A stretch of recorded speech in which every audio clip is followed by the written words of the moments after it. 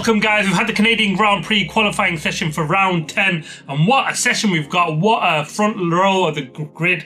It should be an absolutely banging first turn one, lap one for the race tomorrow. Just some news ahead of the session though. Yuki Tsunoda will get a 10th place grid penalty for this session because he got a past Oscar Piastri under the red flag conditions.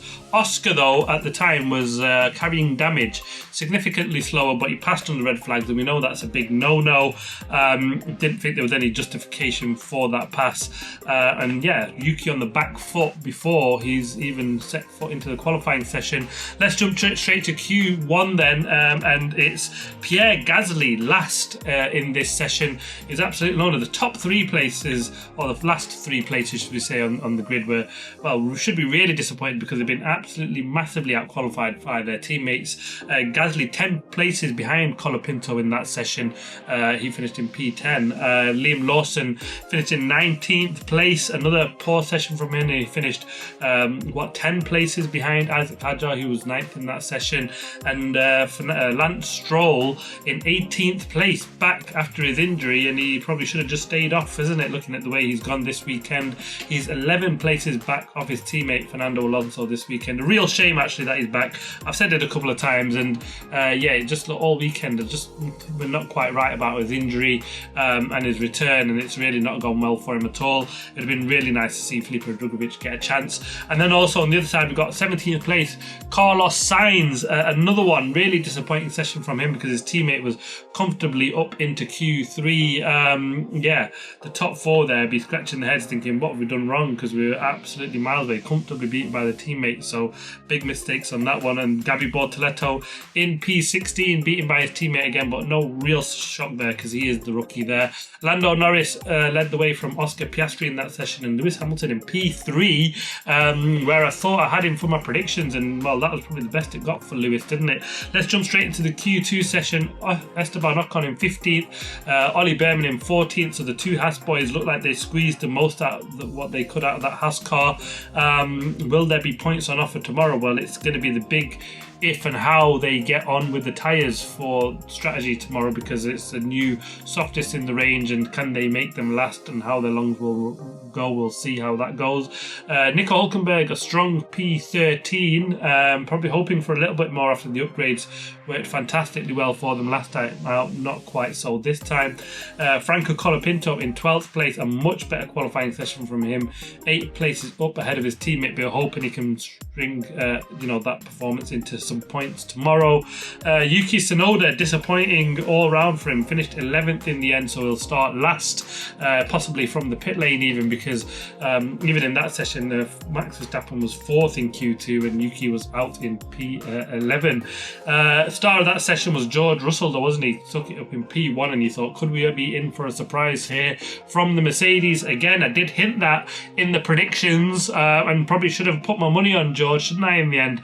A bit foolish, but check that one out if you've not watched the preview. Lando Norris was second, and Charles Leclerc, a strong performance for the Ferraris. And let's jump straight to Q2, and it's the two that you want on the front row of the grid after last time out. All the talk about the penalty and the incident between George Russell and Max Verstappen, and George Russell stole pole position with a quite brilliant lap, isn't it? The only man to get one to the 1 minute 10s. Phenomenal from George.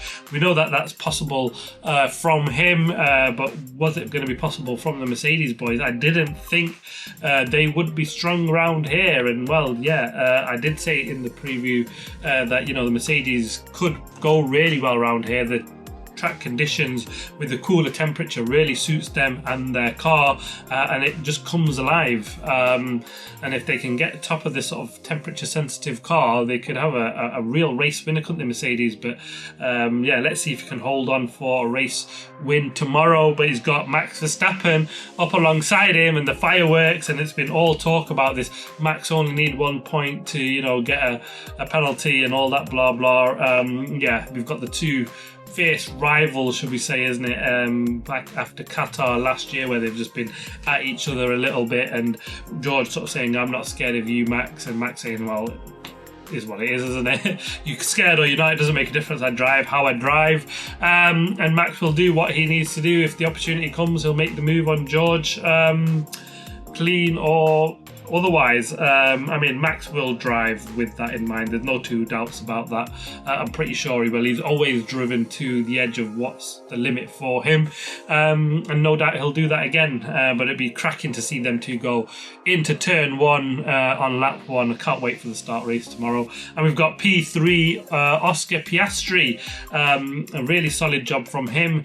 Kimi Antonelli in 4th place. Another one. He'll be disappointed, but he was on used medium tyres when he put in that lap. So yeah, disappointing he didn't have a better tyre option for Q3, but he's done a pretty solid job when you consider that's the tyre he had on that car. Lewis Hamilton equals his best qualifying session in a Ferrari in P5, beats his teammate again, but he was sort of thinking that there was potentially better on in FP3. The Ferraris were mighty quick, weren't they? And Lewis Hamilton was right up there. Even if you look at the early practice, and Charles Leclerc was P3 and Hamilton was P3 in Q1 and Q2, so Ferraris did look better. Was this the best thing they could possibly do?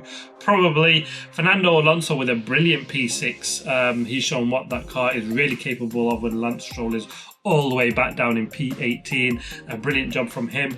The most disappointing man in that session will be Lando Norris in P7. He said he just not sure what happened. He felt confident and it was just a mistake on that lap in 2 corners. I think it was 6 and 7, and that really was it for him. Charles Leclerc, another one, P8, and I think his was the same position, wasn't it? He got felt he didn't really get blocked by Isaac Hadjar in his one fast run that he took, but he was left enough dirty air and he lost the rear end because he said it's just so sensitive behind these cars, and that really cost him a decent qualifying position, because he would have been much further up alongside Lewis Hamilton, if not ahead of him where he's normally been in qualifying. Isaac Hadjar again with another solid P9, but there is potential for him to get a penalty. He did impede Carlos Sainz in Q1. The reason why Carlos Sainz finished in P17 and didn't qualify through, so I do expect a 3-place grid penalty from him, and it finished in line up possibly P12 in the end. No confirmation yet, but watch the space on that. Looks more likely than not on that side of things. And Alex Albon in P10 will move up to P9 after the penalty of Hadjar, should he when he gets one. Yeah, a bit of a mixed one, because P10 you think, a fairly decent result, but the Williams did look really quick, especially in FP1. The 2 Williams were right up there. And then they've just not really shown it in Q3. Will they be better in the race? Who knows? Let's see how that one pans out. But it should be an absolutely interesting race. I cannot wait for the action to get going. It should be absolutely fantastic. Lando Norris got work to do for his championship from P7. We've got Oscar Piastri behind Max Verstappen. I'll be hoping he can beat him at least for his championship come race day. And George Russell will be hoping that he's got nothing really to lose, and he's free to just battle Max how he wants, and it'll be a great battle. And can he hold on for a first Mercedes win? It should be absolutely brilliant. I can't wait for the action to get going in Canada for the race tomorrow. Watch out for the race review, and I'll be there with this sling after what a cycling accident. I'm all good, don't worry. Yeah, a little bit of a bang, but thankfully walking and breathing fine. Yeah, thanks for watching. Please like, subscribe, comment. As always, see you on the next one.